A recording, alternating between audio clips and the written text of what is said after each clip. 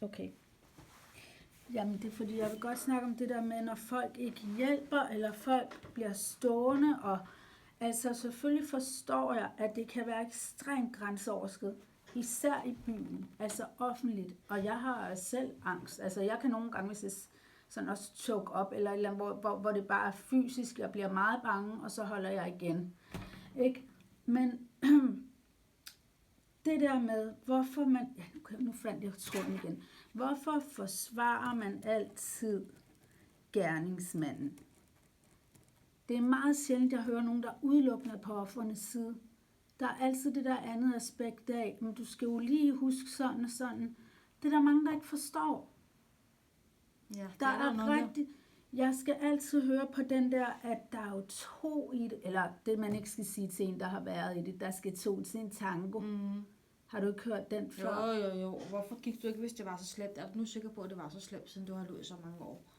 Til det vil jeg godt sige, der skal to til en tango i et normalt fungerende forhold. Ja, når du er i et narcissistisk forhold, så er du alene i mørket. Ja, Der er ikke nogen, der holder din hånd.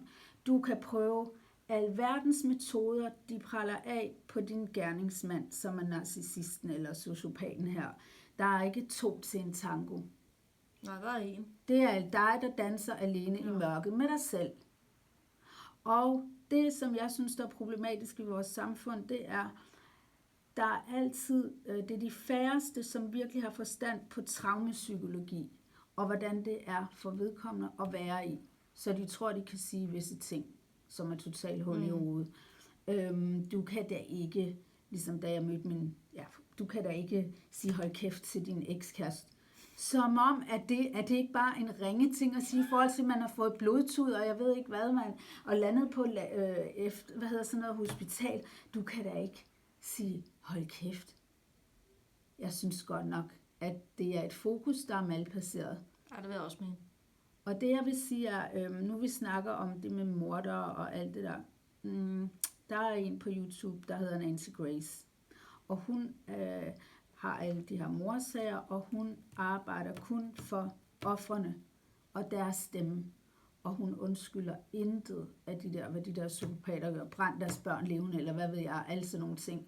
Så folk i dag, de er hele tiden med deres latterlige filosofi, om man skal tilgive og have forståelse for overgrebsmanden. Og der er alt for... det er sådan en tutti-frutti holdning, mand. Der er virkelig ingen konsekvenser noget i dag. Nej. Heller ikke, når konsekvensen er for den, der har været i det, men der er ikke nogen konsekvens for den, der har udført det. Det er værre at stjæle en bank i dag, jo, end det er at tage et menneskeliv. Ja, og må jeg sige igen, altså melde psykisk vold, altså det er jo påstand mod påstand, ikke? Altså, jeg tror ikke, der er ret mange... Har du prøvet at melde? Nej, det har jeg ikke. Ja. Og så det kan godt være, der kommer en ny stalking-lov, men altså, come on. Hvordan er stalking-loven nu? Ja, det ved jeg ikke. Det er noget med, at du skal i hvert fald sidde og dokumentere det i en logbog, hvor meget der er kontakt og så videre og så videre. Altså. Og så får de måske en løftet pegefinger eller 30 dages betinget eller andet sjovt. Altså, det er jo rent til grin, altså. Jeg kan godt forstå, hvorfor at kvinder har svært ved at melde det.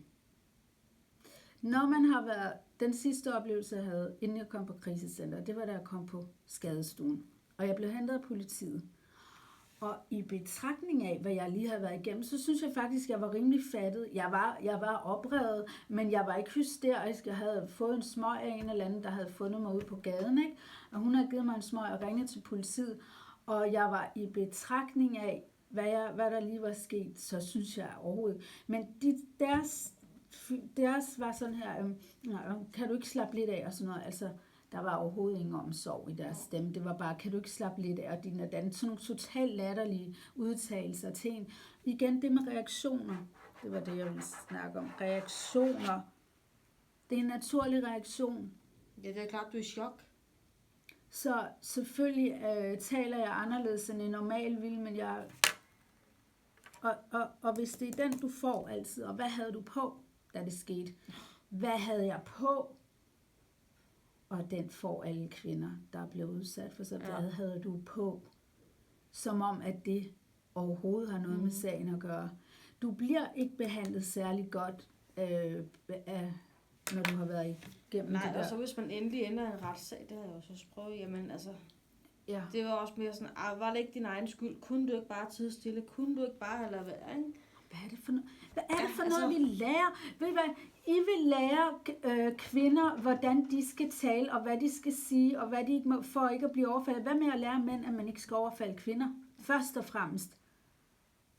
Og jeg kan godt forstå, at kvinder ikke tør at stå frem. For det første skal du se din gerningsmand i retssalen.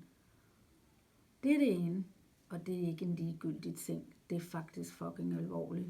Ja, plus du skal sidde og rive op i hele sagen igen, ikke? Så skal vende og drejes på alle mulige manipulerende, og du får det samme spørgsmål 20.000 gange på forskellige, og husk at svare rigtigt, og det er hårdt. Jeg synes, det er problematisk, fordi noget af MeToo, det er helt klart, jeg støtter. Jeg synes, det er fucking awesome, at ham der, Harvey Weinstein, han har fået sin straf med alt det, han har gjort mod de kvinder.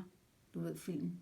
Ham der, Harvey Weinstein. Nej, jeg har aldrig set. Harvey Weinstein er ham der film, hvad kalder man sådan en, der har det der filmselskab. Du ser det hver gang du ser en film, ikke næsten. Weinstein Brothers eller et eller andet. Ja.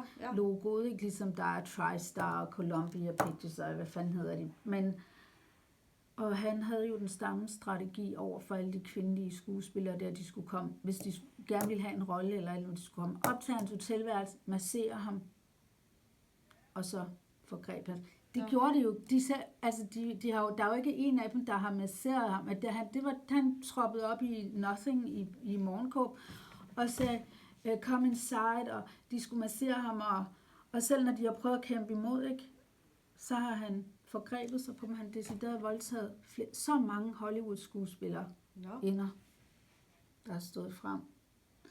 Og så lærer man sådan, fordi han havde et bestemt mønster, ikke? Og du kigger på dem, og du kan godt se, at der er noget, der er off. Og du kan huske, at jeg så hende i den film, men jeg kan godt se hvordan hun ser ud nu. Eller hvorfor fik hun kun lorteroller efterfølgende. Ikke? Altså det er ligesom, du lærer sådan at betragte folks ansigt og udtryk, og du kan se, der er sket noget. Du kan se, der er sket noget, der har været traumatisk. Ikke? Men det der med reaktioner og følelser er altid gyldige. Der er ikke nogen, der kan fortælle dig, at du har en forkert følelse. Og jeg synes, sådan noget som vrede, det bliver tit bare sablet ned. Nej, prøv at finde en bedre følelse. Selv på krisecenter. Selvfølgelig er man vred. Selvfølgelig er man vred. Ja, hysterisk. Ja. Og jeg synes, at der er for få, der forstår, hvor vigtigt det er at tage hånd om den her vrede. Og få snakket om den. Men det er ligesom om tilgivelse, det er den eneste løsning. Og selv på krisecenter. Jeg forstår ikke, hvorfor. Det gør jeg heller ikke. Det eneste, jeg forstår, det er dem, og dem, jeg mener, der er eksperter på det her, det er dem, der selv har været der. Og så kommer der alle dem udefra, der tror, de er eksperter på det, og tror, de skal fortælle dig, at du skal tilgive og alt det der pjat. De ved ikke noget om det, bare fordi de går i kirke. Tilgive? Er det så, fordi okay, nu skal jeg tilgive, og så er det slettet fra min hukommelse, så lever vi alle sammen lykkeligt til vores dages ende, eller hvad? Sådan er det jo ikke. Fordi der er ikke nogen, der tror på, at man kan have personlig styrke. Det er farligt. Og det, jeg mener med naturlige reaktioner, ja.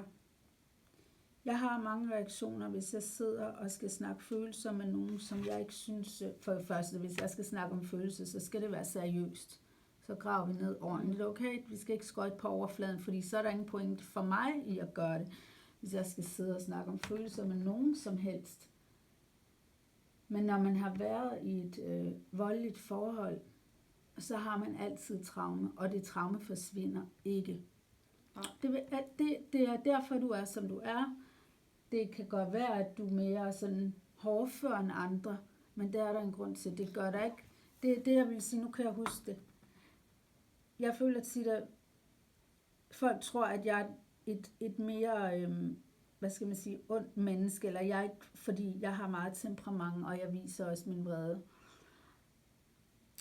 Og jeg har det sådan, jeg er mere bange for dem, som ikke står for noget, som ikke reagerer i en situation, hvor man burde reagere. Jeg har nævnt et eksempel, hvor jeg reagerede med et barn.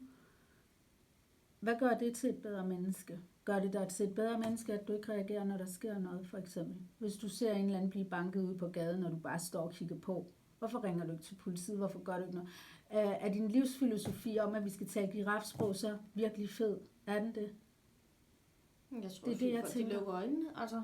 Og de bryster sig af, altså. De bryster sig af, at de er så afrundet, og der er den her måde, og vi skal tale til hinanden på, og alle de der ting, men vi skal for alt i verden ikke have en reaktion eller følelser. Følelser er forbudt. Det er nada, det er no-go. Men hvis du ikke kan reagere, som man skal i en situation, hvor det kræves, så er jeg fucking ligeglad, om du går i kirke, eller hvad fanden du prøver at bilde mig ind, at du er et godt menneske. Forstår du, hvad jeg mener? 100%. Og så er jeg ligeglad, om jeg har temperament, eller om jeg giver udtryk for min vrede, eller om jeg bander, og alle de der ting, fordi hvis jeg ved, at jeg... Altså prøv at høre, hvem vil man helst have på sin side, når lokummet brænder på? Det er det, jeg mener. Jo, men så kan man sige, at du har temperament, jeg har temperament. Altså i stedet for at sige, at de var nogle hysteriske kællinger, så kunne man måske spørge til, hvorfor. Men altså det gider folk jo heller ikke, så bliver det bare kottet af et sindssygt kællinger, ikke? Ja. Altså det er også det, hvor jeg har det problem den dag i dag med mænd, ikke? Altså at hvis du ikke lige passer lidt i deres kasse, jamen, så bare videre, ikke? Altså i stedet for at lære hinanden at kende, ikke? Altså alle folk har sgu en fortid. Ja, det har alle har en fortid. Det er der så mange, der ikke vil acceptere. Jeg synes bare, det er meget interessant, at altså nu for det første, jeg er helt nede med, hvor jeg er, og hvis jeg taler på en bestemt måde, så gør jeg det, og der er ikke nogen, der skal belære mig. Jeg er ikke her på jorden for at blive belært, vel, jeg lærer selv. Og jeg mener bare ikke, at i en situation, lad os sige, jeg kom hjem fra boksetræning om aftenen, og jeg skulle stå og vente på Køge-station på bussen, og så er der en kvinde, der er meget fuld, ikke også? Mm. En ældre kvinde, og så står der så nogle teenager rundt om og griner af hende, og peger på hende og hende, du ved, og de står og filmer hende, og jeg kigger omkring mig, og pludselig har alle voksne travlt med at glo på deres mobil, og de står rundt om, og jeg kan ikke forstå, hvorfor der er ingen, der reagerer. Altså, der er ingen, der kigger. Hvorfor er det hovedet ned den af? Mm. Jeg bliver tørstig at snakke så meget. Okay. Hvorfor? Og jeg vender mig om, og jeg tænker, når jeg kommer hjem, og jeg skal være alene med mig selv, så kommer jeg til at tænke på den episode hele tiden. Hvad vil du gøre? Hvem er den voksne nu? Ja, det er du. Altså, det siger jeg til mig selv. Du er den voksne. Hvad vil du gøre? Og hvad hvis du var i den situation? Jeg har prøvet at være i den situation, hvor folk ikke reagerede. Og så går jeg hen og siger til dem, hvad I skal lade være med at stå og grine af hende. Og du skal overhovedet ikke stå og filme. Et eller andet pjat. Men jeg siger, du må ikke stå og filme hende. Det må man jo heller ikke. Nej, det må du ikke. Så siger jeg, synes, I skal stoppe med at gøre grin med hende. Ja, okay, siger han så, og så pakker han den mobiltelefon væk, fordi jeg siger, hvis I ikke gør det, så ringer jeg til politiet. Ved du hvad, Linda, så er jeg ærligt talt ligeglad, om jeg er en, der er en pain in the ass nogle gange, eller jeg nogle gange har lidt for meget temperament eller sådan noget, fordi det der, det kan jeg ikke være med til. Nej, men det kan jeg bare ikke. Mentalitet, den er blevet den dag i dag, ikke? Og så vil jeg sige, hvad fanden nytter det? Hvad i den her verden, den her barske, brutale verden, hvorfor skal jeg lytte til nogen, som bare fejrer det væk, fordi de bare mere går op i, det kan man ikke. De går åbenbart ikke op i uretfærdighed. Så er jeg ligeglad, om du kan tale girafsprog, eller pædagogsprog, eller hvad du kan. Mm. Hvad gavner det? Hvad nytter det, når du ikke træder i karakter, når det gælder? Ja. Det er det, jeg mener. Forstår du, hvad jeg mener? 100%. Det er derfor, jeg bliver provokeret af de ting. Og jeg mener ærligt talt, der er nogle grupper, der ikke er gode for mig, fordi det trigger for meget på den dumme måde. På den dårlige måde. Hvis det giver mig noget konstruktivt, ja. Mm. Men hvis det... Og jeg er bange for, på grund af det, jeg har oplevet, og som du selv ved, så har man en viden, som er lidt mere sådan, hvad skal man sige, end andres. Ja, vi har mærket det bare en krop-agtigt, ikke? Altså. Ja. Og derfor kan du ikke begå dig med alle. Nej. Du skal passe på, og du skal passe på det, fordi det, du har oplevet, der er mange trigger, fordi det traume er i dig. Og så siger folk, skal du ikke hele dig selv? Ja, prøv at høre. Du kan sagtens hele dig selv, men det betyder ikke, at dit traume nogensinde går væk. Det kan det ikke. Tiden læger alle sår, men du kan sgu altid have arren, ikke? Altså. Og sådan er det lige præcis, ikke? Ja, men det er det, folk ikke forstår nuancen af.